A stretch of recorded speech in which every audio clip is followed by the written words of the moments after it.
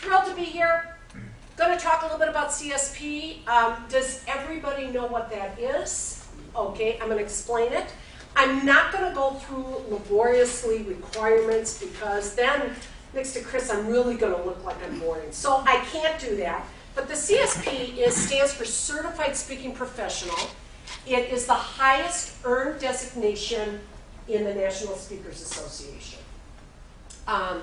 CSPs across the world represent less than 8% of all professional speakers, which is something I put on my website because I have my CSP. And by the way, I am the CSP liaison for the chapter. So if any of you have any questions or interested in starting your CSP or want to pursue it, feel free to call me and I'm happy to help you. If you look on the NSA website, there is a whole stack of stuff that you can download that outlines the requirements.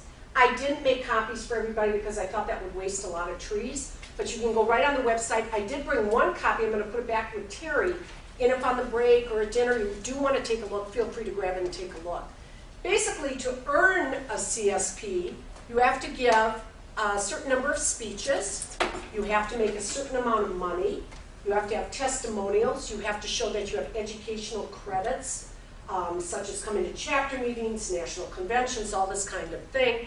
And you have to submit all this. It takes about 5 years to do it.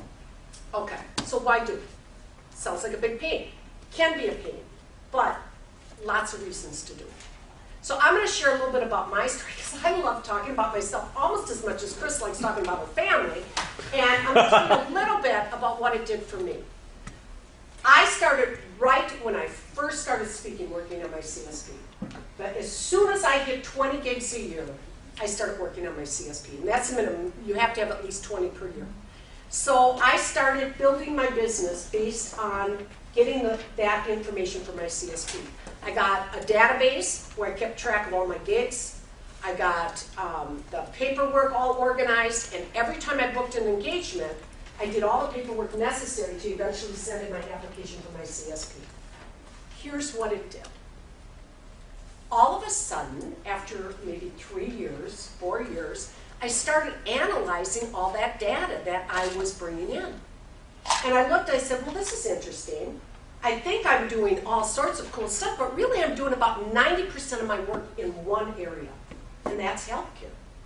I'm doing hospitals, I'm doing nursing associations. That's like the bulk of my business. Now, I should have been bright enough to figure that out without that, but you know what? You get so busy, you don't step back sometimes to see the forest for the trees and figure that out. So then, and I'm not the brightest bulb on the block, I fully admit that, but then I start thinking, how could I maximize that market? So my wheels start to churn. And of course, I had already met wonderful people like Chris and realized, yes, stories are the key. I started writing stories. Got him in what? Chicken Soup for the Nurse's Soul. Got him in Chicken Soup for the Caregiver's Soul. Got it actually in 4 Chicken Soup books. Okay, now I've really got a credential in that market. Again, not the brightest one on the block. I then discovered I could go on the net and get mailing lists for every hospital, every nursing association, everything, where I could start doing direct mail. Started doing direct mail specific to my market. So I'm just giving you ideas. These are some of the things that I picked up on simply because I had the data from going for my CSP.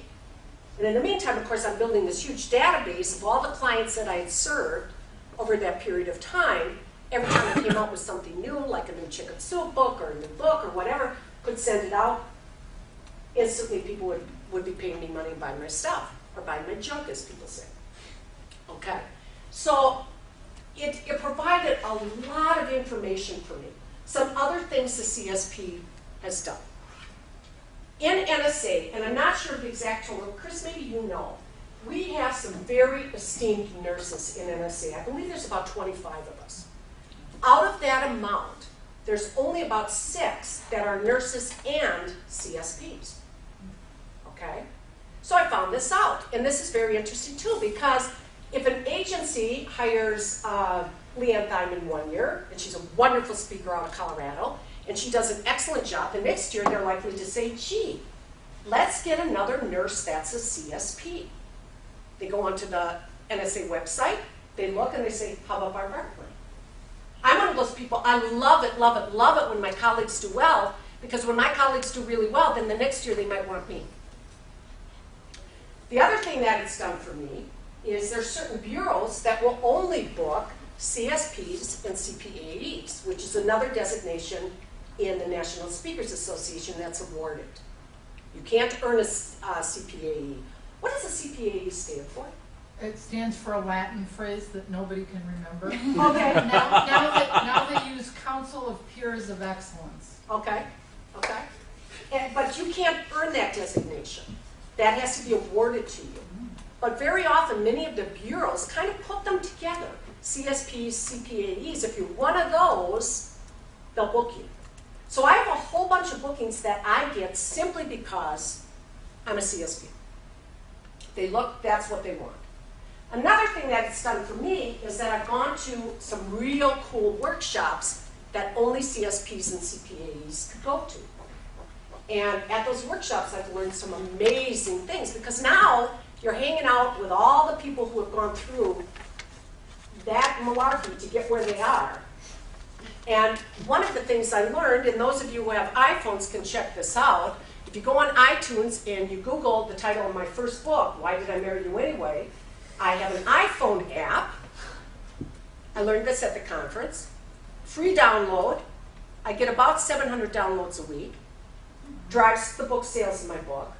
So when I went back to the publisher and said I'd like to do a second book called Marriage Makeover, they said, here's the contract. Because they see me. Now, where did I learn all that stuff? I learned it by going to those conferences. And by the way, I have to put a plug in for NSA. You want to learn this business, get involved in NSA. That's where you're going to learn it. And you learn all those tricks. So what am I up to these days? And again, I've learned this by hanging out with the other people in the industry and other CSPs. Now, currently, I'm working on video podcasts. I'm going to have a new download. It should be up and running within about 2 weeks. It'll be on iTunes. It'll be on iPads. It'll be on Android. I'm going to cross markets and do the Android because there isn't as many apps over there. My downloadable podcast will not be free. And I'll get half of everything I bring in. So I'll sit in my pajamas, drinking wine, and people hopefully will be downloading my new stuff. Again, I got that by pursuing in the business and going for the CSP.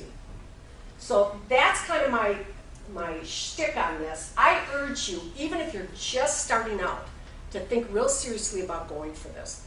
It'll help you set up your business. It'll help you organize your marketing plan. It'll help you keep very, very good books and finances, which is critical in this business, because I got audited. I know all about that. Very bad day when you get audited. Very bad day. I won, by the way. They owed me $1,500. So that was like, okay, that's cool. Bring it on, baby. It'll help you organize your business, help you organize your finances, put you in touch with just really some of the most successful people you could ever hope to meet.